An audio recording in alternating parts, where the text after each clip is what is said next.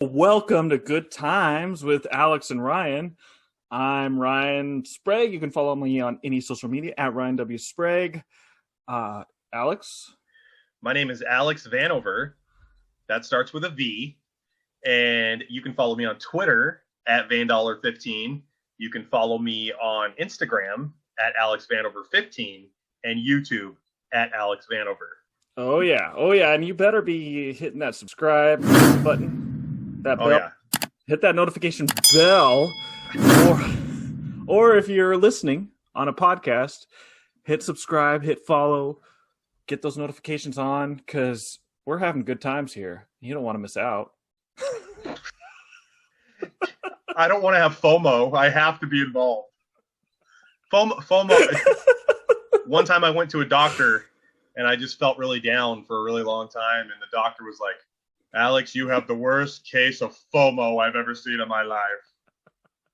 Fear of missing out, son. Go out there and grab the world by the tail.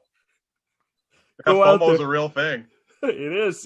Uh-huh. And those who don't listen, the case gets worse. So yeah. We are the solution. We are the medicine. Come to us. We'll cure your FOMO. You sound like the guy who was trying to sell radish paste. Listening to this podcast also cures coronavirus symptoms. Tell everybody. Tell everybody. Tell your friends. Tell your mom. Tell your wife. Well, obviously. Yeah. Hide your ears. Hide your face. Here comes the podcast, boys. Here come them boys.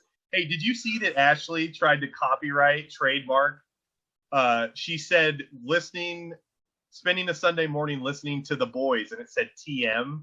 She was trying to trademark our thing that we write when we describe episodes. I didn't see that. Yeah, we always say the boys or like in the description for what's going on in the episode or whatever. Yeah. She put TM in a little circle next to her. She said, listening to the boys, TM. She's going to copy strike us. Try and knock us out. Oh, man. If she goes and copyrights it first, we could have some serious issues on our hand. And the only cure for that is to listen to Good Times More. That's right. If you have financial issues, you need to listen. We have the cure to everything. Everything right here. Yeah, step inside our covered wagon from 1873. We've got What Ails You. We got the cure for What Ails You. All right, Alex, what do we got going on today? What news? What news do I hear from the East? What news from the North? Is it Florida again? I don't have anything from the Sunshine State today. Florida's a little quiet today, which actually makes me nervous. That means that something's about ready to really go down, I think. But, I read a Babylon Bee article that people are kind of upset with Florida because they are not complying with science, because they let everybody out and they're not getting coronavirus. Yeah. You're only mad at me because I believe in science. You only believe in science. Yeah. Well, Florida has never been the state that led the way for, decency it was a joke, Alex. Common sense. Oh, was it? Satire. Hey.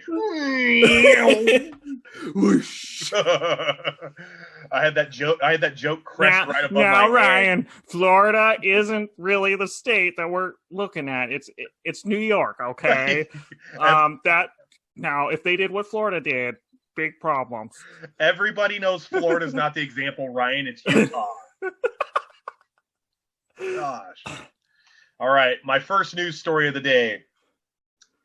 A 108-year-old woman has officially survived the Spanish flu pandemic, and she recently tested positive for coronavirus and was cleared last week. So she survived both pandemics.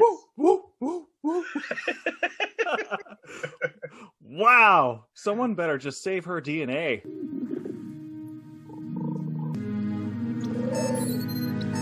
Get me a choir tube, now!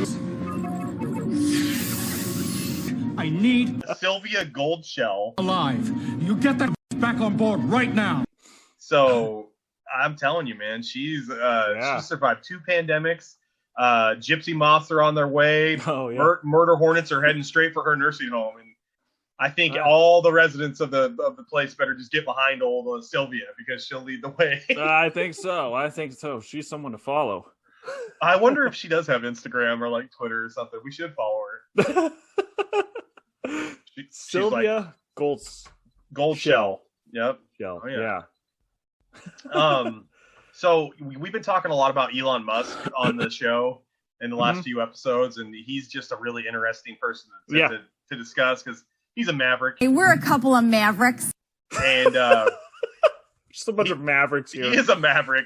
So this gal, Lindsay Tucker of San Jose, California, she's a skincare consultant, and she just got a new cell phone number recently, and it's actually Elon Musk's old cell phone number. Oh, no.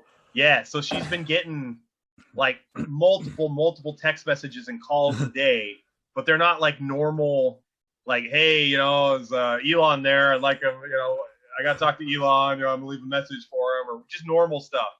It's like she's getting messages about, she got a text message with a blueprint for a bionic limb that was sent to her. She got people, like hundreds of people volunteering to go to space. Sending him text messages like, hey, Elon, you don't know me, got your number off the dark web, just wanted to let you know if you do go to space, I'm down, so just go ahead and get back to me. She's also had a call from the IRS, and the person that left the message was like, yeah, we got a really serious issue here on your taxes, things are really effed up, and this is super complicated, we need you to correspond immediately. So that's how she actually found out that she had Elon Musk's old phone number, was by that, because she contacted IRS directly, and they're like, oh, that was supposed to go to the guy who's building the tunnels to Florida, the big bank tube, so that wasn't supposed to go to you, so we apologize. Wow. Elon. Yeah. Have you ever got phone calls or text messages on your phone from people trying to get hold of someone that used to have the number? Has that ever happened to you? Yes. Yeah, it's annoying, huh? Yeah, well, I don't get a lot of calls because I, at first I had one from Texas, and they were calling me all the time. Hey, are you Jana? Because Jana hasn't paid her rent, and we need that money. And I'm like, no.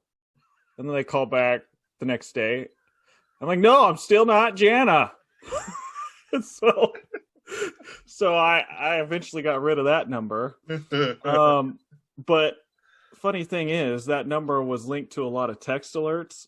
Okay. And so like I didn't tell anybody I got rid of the number. So when people would call, they'd be like, hey, is Ryan there? He's like, I don't know who this Ryan is. And he's got all these texts coming to me. Oh, man. Those are the worst. Those text alerts are awful. Yeah. So, yeah. And then, so this phone number that I have right now, there was a guy that just kept calling and leaving messages. And he'd be like, he was persistent then. Yeah. He stopped, but for like months and like maybe over a year, like every month or so, he would call and leave a message like, hi, this is Ted. And just wondering if you want to come over and have some martinis tonight with me and Sue. Then the next week, you're like, yeah, this is Ted again. Saw you got some neighbors over. Wondering if you want to go downtown, have a little drink. So I just let him do it because I thought it was fun to listen to the messages. I think this guy sounds super annoying, but I really admire his dedication and persistence to his goal to have a cocktail with you. I think everybody's got to have a goal, so I think that's really cool that he just kept working for it. I just let him keep calling too. This guy must not have a lot of friends, because if he's not getting any feedback whatsoever, but he just keeps going to the well, you got to really admire the character and desire and drive he had to get a hold of Ted. People should bottle that and If you bottled it and tried to sell it on the back of your covered wagon, Ryan, you'd make $1 million. Ooh, wouldn't mind $1 million. $1 million. I wouldn't mind $1 million either. Hey, that's a great transition, by the way, Ryan, Okay. because one of my stories, my friend, for the news today, a Virginia family actually found $1 million in the road on a family drive. Just on the road. They were in 2 garbage bags, and the family were really like environmentally conscious about things. So if they saw like garbage in the road or whatever, they'd pick it up and then dump it later. Well, they picked up these 2 huge bags and they opened the contents, and there was actually $1 million in cash in the bags. Wow. What would you do if you found $1 million? I'd be like, well, in that case, first thing I would do is call the police, because I'd be like, I don't want to get caught in a drug war. I don't want them to come shoot me in my house because I have their money. I'd do the opposite. The first thing I'd do, you'd never hear from me ever again. We'd be ready to, to record for the podcast, and I'd be gone. There'd just be a blank screen, nothing. It'd be like this. Alex, you wouldn't see nothing. I'm gone. You want to know why? Because I have $1 million. I'm going to go buy a small island that Elon Musk has for like testing something, and I'll just run the facilities for him. No, seriously, $1 million.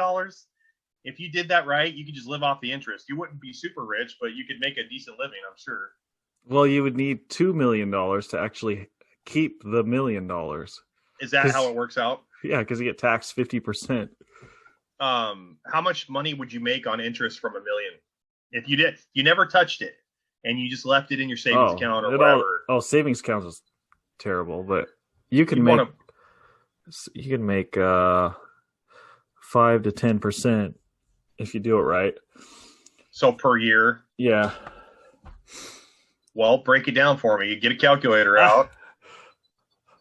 You'd be like a 50 millionaire by the time. Okay, those numbers are starting to add up. I like where we're going with this. 50 millionaire. Yeah, I'm quoting you. I'm going to quote you. Yeah, you'd be like a 50 millionaire by the time you're 20. I'm going to go down to U.S. Bank or Chase Bank and be like, "Hey, I found these bags of garbage, $100 bills."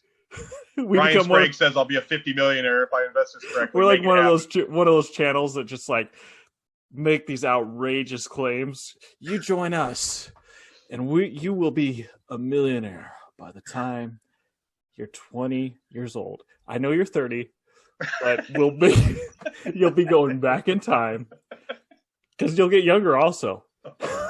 You just subscribe to Good Times with Alex and Ryan, and we'll make all your wildest dreams come true.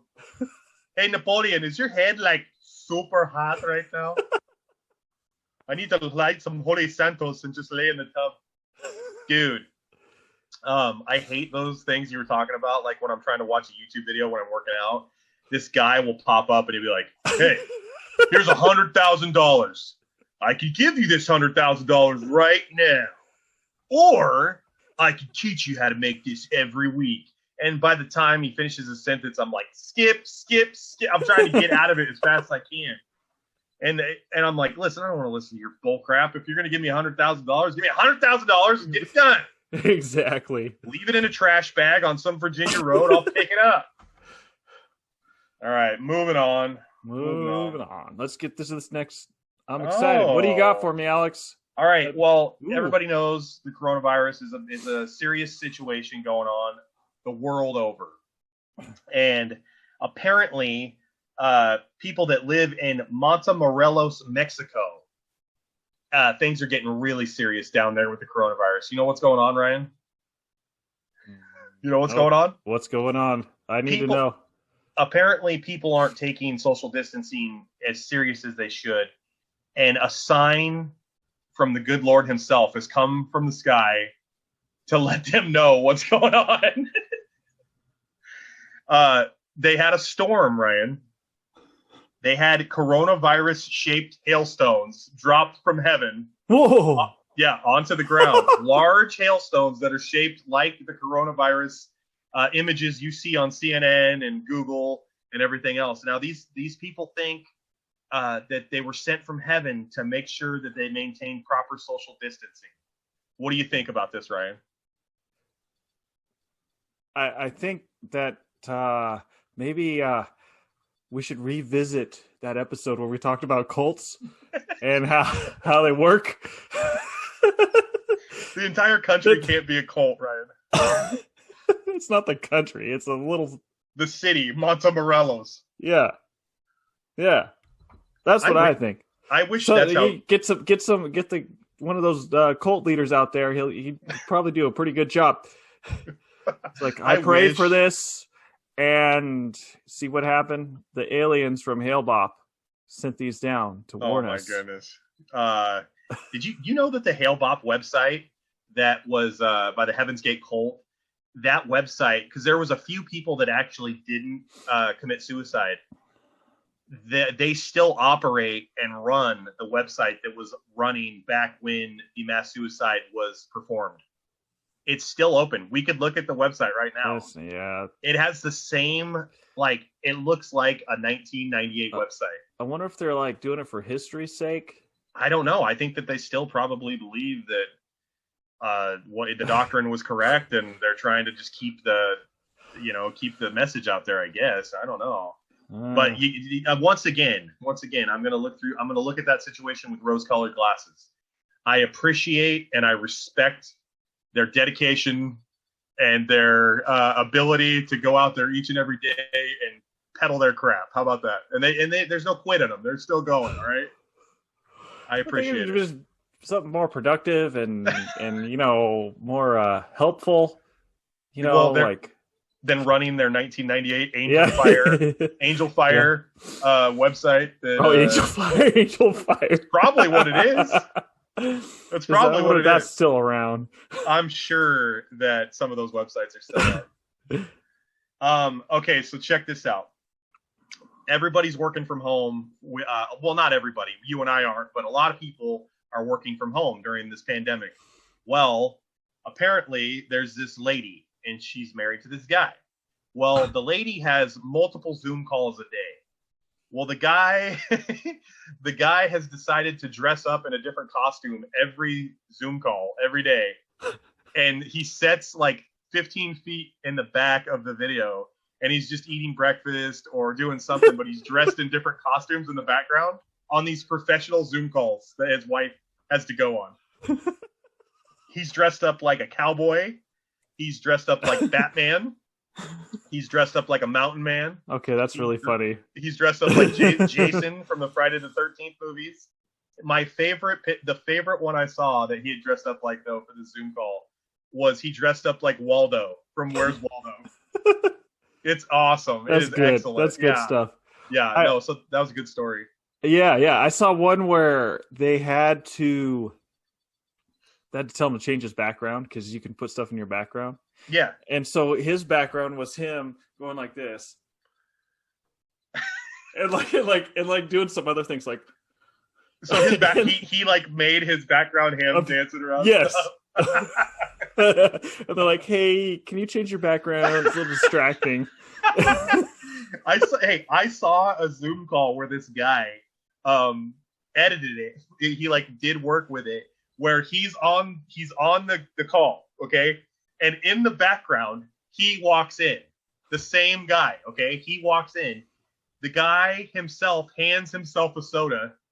He picks the soda up, drinks it, says goodbye to himself. The other guy says goodbye, goes out the door. Good. He edited it, and it like worked. It was That's perfect. Really cool. Yeah.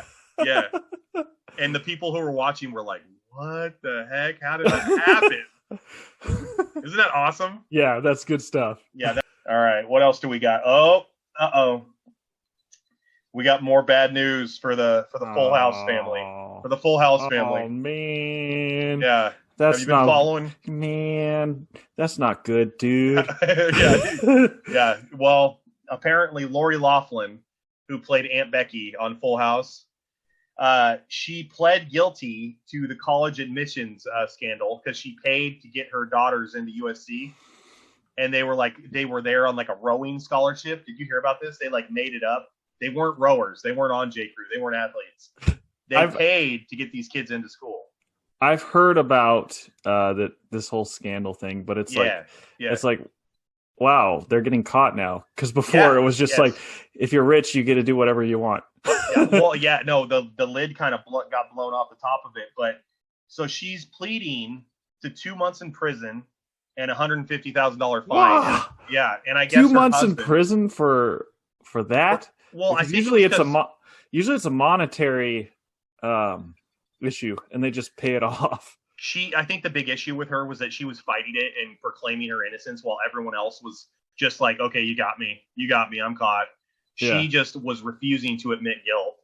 And her husband, I guess, is going to get 5 months and a $500,000 fine. So her husband's taking an even bigger blow. And I was thinking about this case, and on Full House, as Aunt Becky, she lived in an attic upstairs with Uncle Jesse. So if she goes to prison, this will actually only be like the second worst place she's ever lived, because she spent 7 seasons in an attic. So it's really prison's actually like a step up from that. So I wonder what type of prison, if they still have like rich people prison where they have like tennis Martha courts Stewart. And Martha Stewart's teaching a cooking show from prison with Snoop Dogg. Serving her sentence out. Who knows, man? I have another this is the one. This is the news story. This is the one that you were telling me about. That's a big deal. This is the one. This is for you. Okay, cool. One just for me. There's hope for you, Ryan, because I think I finally found the job of your life, of your dreams. Yes. Let me explain it to you.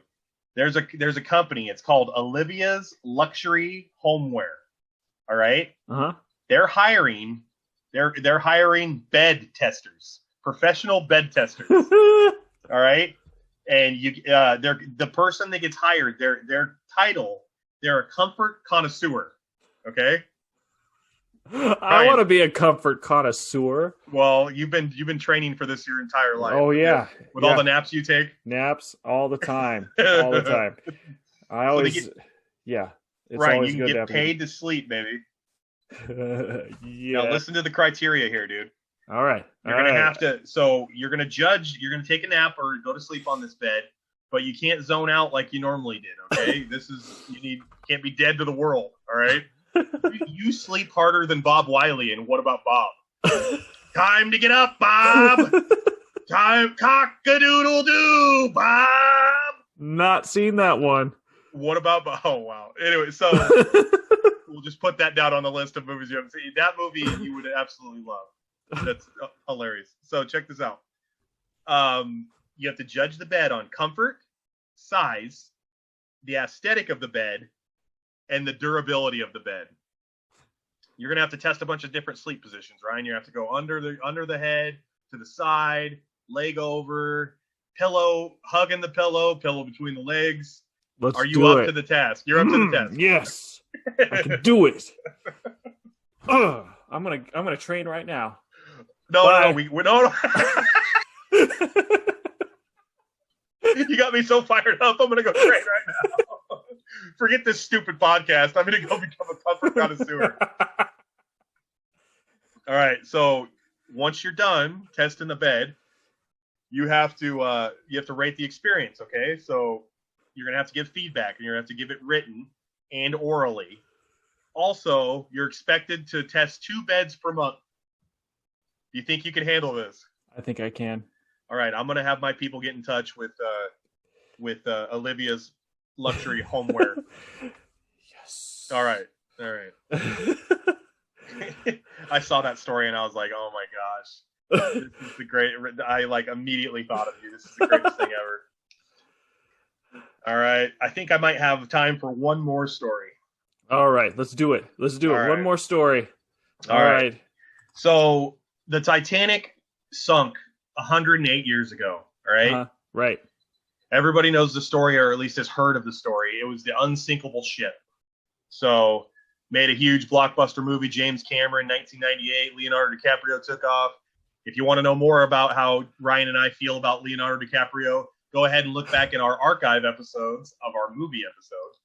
but we're not going to get into that right now. What we're Right. getting into is the ship. So recently, a judge okayed a voyage down to actually remove a piece of the Titanic, actually cut into it and remove a piece. And this is the first time it's ever been allowed in 108 years. Like Wow. you can go down there and look and stuff, but you can't actually cut into the hull of the ship or anything. Well, I can understand that. I'm surprised they let him do it. Yeah, no, it's like, because it's like a cultural Huge history thing. It's a huge piece of history. The biggest concern, though, is you don't want the ship is deteriorating because of the salt water and the pressure. So, at some point, if you want to preserve some of it, you got to get it out of the salt water. So maybe that's what's made the decision to do that a little easier for the judge. But so they're going to try to get a wireless Marconi telegraph. That's what they're after. Oh, And at the time, this telegraph was one of the first of its kind, and it's actually what was used to contact a nearby ship for aid when the ship was sinking. So, I guess it's the first of its kind. It has really huge cultural significance, and the fact that they're even allowing them to go down there and cut into this ship, with the ship itself having a major cultural significance and is impressive. So this telescope or telegraph must be really important. What do you think about that? I think it probably is a good idea for things like that because they're going to just deteriorate into nothing. So if you grab them and you're able to bring them back up, you can preserve them for even longer. Yeah. When we started this podcast and started becoming friends again, that's actually what my mission was. I was going on a mission to save our friendship from deteriorating into nothing. And the judge okayed it.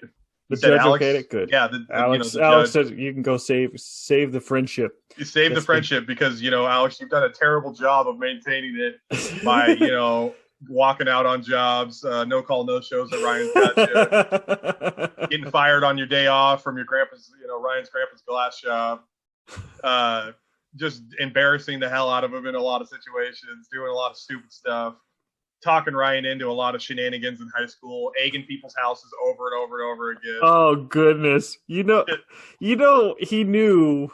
to have known what we were doing. My big orange truck is so loud. And we would be outside someone's house throwing eggs at their car. He never ever brought it up. He never confronted any of us about it. Who was that? I'm not going to say his name. Okay. Is it the one that the dad threatened to come out with a gun? I can't. No, or I can't. The other one that did confront us because I was in class when he said, "Alex, do you know anything about egging houses and egging my car?"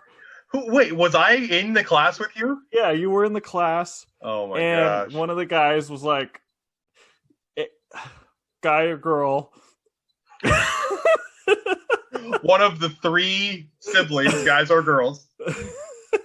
So he said, "Alex, do you know who's been egging my car? It's just been happening all the time." What'd I say? You're like, "I don't know, man. I don't know. I don't know what you're talking about." And I'm watching I should have just, hello, there's only one truck that sounds like that. Meanwhile, you're the freaking wheel man, the brains of the whole operation. And I'm the one taking the heat here. Yeah, you guys would get in the back of the truck and hide in the back. It was like the movie Dead Presidents. Like, we're gonna go hot rob a bank. We're hiding in the back of the truck. You show up, we hop out, face paint, black gloves on. Jeez Louise. So what do you think, man? You got anything else for the news, Ryan? No. And yeah, I think on that note we're good Ryan, do the thing. Do what you tell them. End the show on a high note, baby. All right, everybody. I'm looking at you. I'm saying thank you for listening, making it through. Mahalo. So yeah, that's yeah. So I thank you for watching, and be sure to hit like, subscribe, comment. We need more comments. We like to comment back. So We do need more comments. We had some on the most recent YouTube video, and it was fun to actually talk about the movies. Yeah. So make sure to leave a comment, and we'll see you next time. Thanks for tuning in. Later.